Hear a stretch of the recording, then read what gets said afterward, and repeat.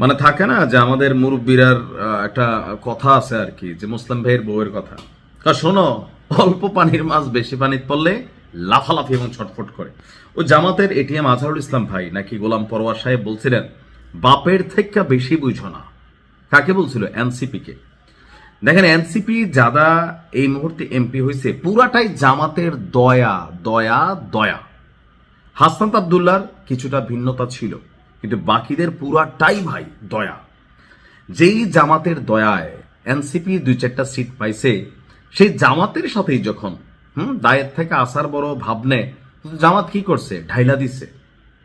আমরা সবাই জানি এনসিপি হচ্ছে জামাতের টিম বি। তো এই টিম বি আগামী 5 বছর পরে এদের অস্তিত্ব থাকে কিনা রাজনীতিতে, সেইটাই হচ্ছে প্রশ্ন। যত বড় দল নয় তত বড় কর্ম। আর সেই কারণে জামাত আজকে রিয়েকশনটা দিছে। ত্রয়োদশ জাতীয় সংসদে আজকে আপনারা জানেন শপথ গ্রহণ হয়েছে। তো জাতীয় নাগরিক পার্টিকে ছাড়াই জামাত এবং স্বতন্ত্র নবনির্বাচিত সংসদ সদস্যরা শপথ গ্রহণ করেছেন। এটি সংসদের দ্বিতীয় ধাপে অনুষ্ঠিত শপথ অনুষ্ঠান, যেখানে এনসিপির কোনো সদস্য উপস্থিত ছিল না। দলীয় সূত্র বলছে এনসিপি সংসদীয় দলের সিদ্ধান্ত অনুযায়ী সংবিধান সংস্কার পরিষদের শপথের বিষয়ে নির্দিষ্ট ব্যবস্থা না হওয়ায় বা না নেওয়ায় এনসিপি সদস্যরা এই ধাপে শপথ নেননি। ফলে প্রথম ধাপে বিএনপি, পরে জামাত এবং স্বতন্ত্র এমপিরা আজকে শপথ গ্রহণ করে ফেলেছেন। তো এনসিপির এই আপনার কি বলা হয়, যে ধরেন শপথ না নেওয়ায় কি কিছু যায় আসে না? বিশ্বাস করেন, এনসিপির এই শপথ নেওয়া না নেওয়াতে কোনো কিছুই আমার দৃষ্টিতে আসলে যায় আসে না।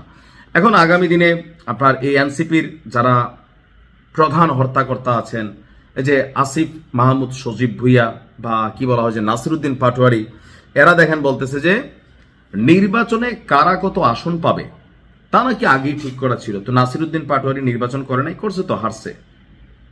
তো তার মানে কি ডক্টর ইউনূস একটা সাজানো নির্বাচন করছে?